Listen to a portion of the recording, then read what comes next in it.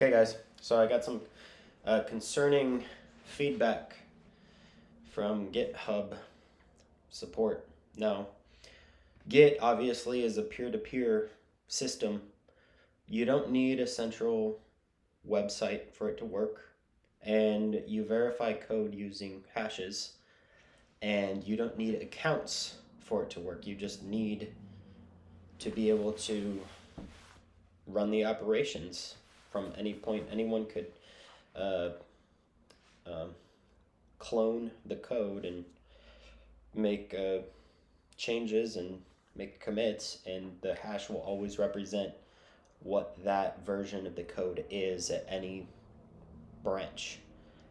Now, I specifically told GitHub that I wasn't as concerned about securing my account against attackers, and that if somebody were to somehow access my account, I would rather just depend on Git's hashes for the history, or maybe if you want to really secure the account, I'd rather just log the information of who's logging in or what IP address or what's being done, like just log that onto like some blockchain. But I don't want a dependency where I could be locked out. It has nothing to do with whether SMS is secure or not. Um, that's not the point for me. The point for me is whether I can be locked out of accessing my data, my information that I want to access. Hence, the existence of permissionless systems, if you think about it. But I'm not going to get it too far philosophically into it, but their response to me, they said, "We are unable to provide an exemption to the requirement to enable two-factor authentication on your account.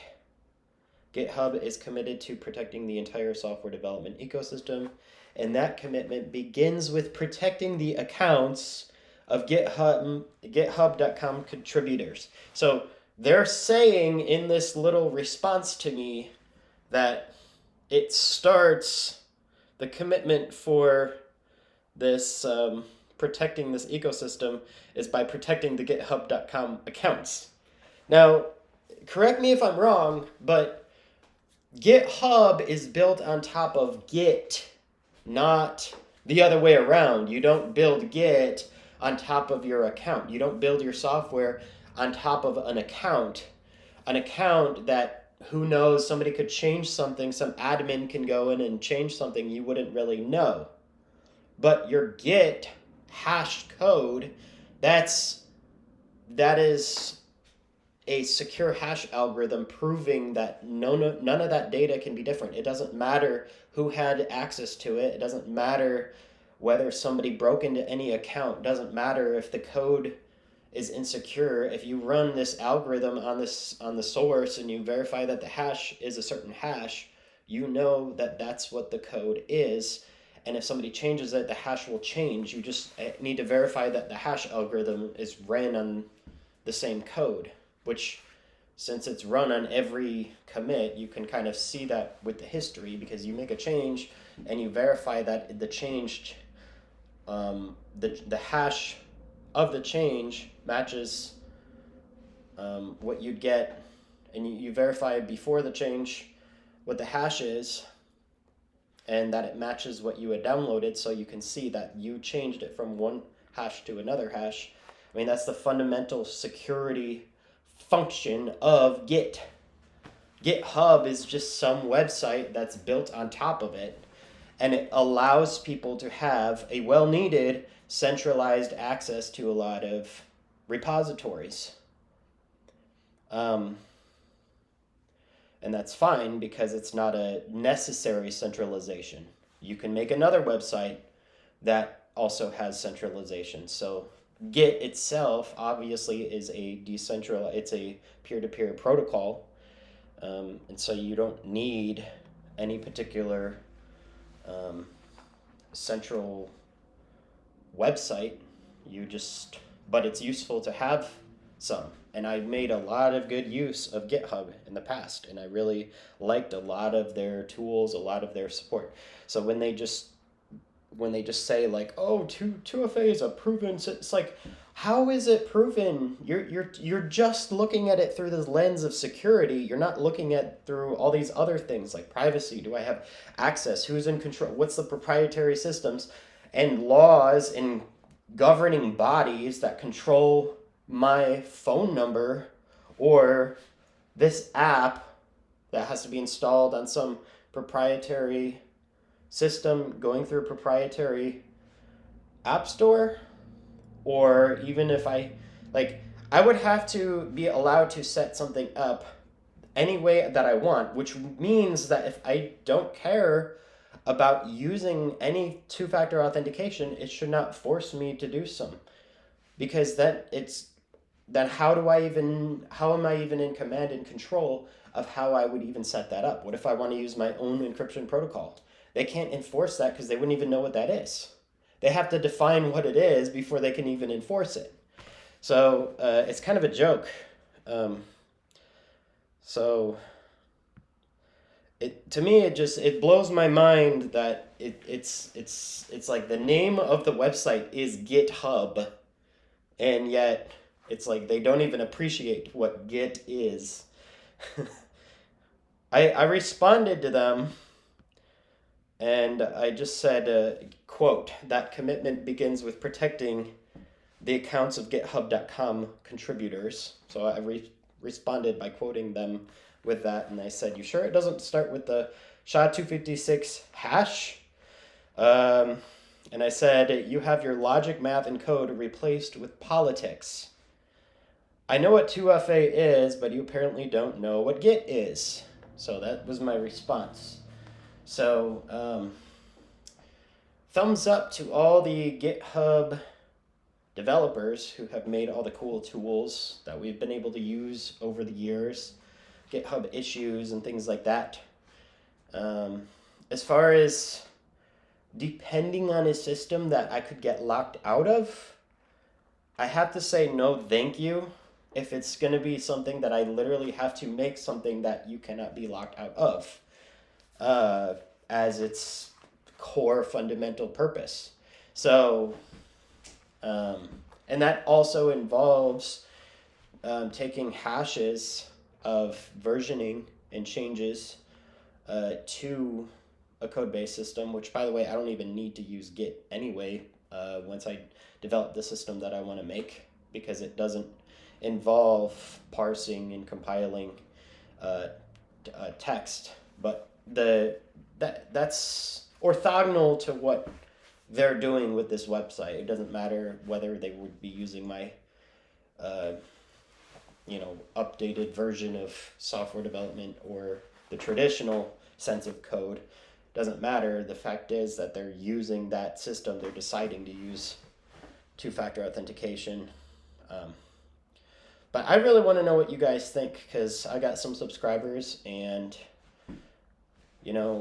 I like to go and use systems if they make sense, but I don't like being dependent on systems that literally say like, you must use this app, and the only way to use this app is the Google Play Store and the App Store. And I'm like, it's not even Windows, Mac, and then Linux, which is open source. It's like there's only proprietary options.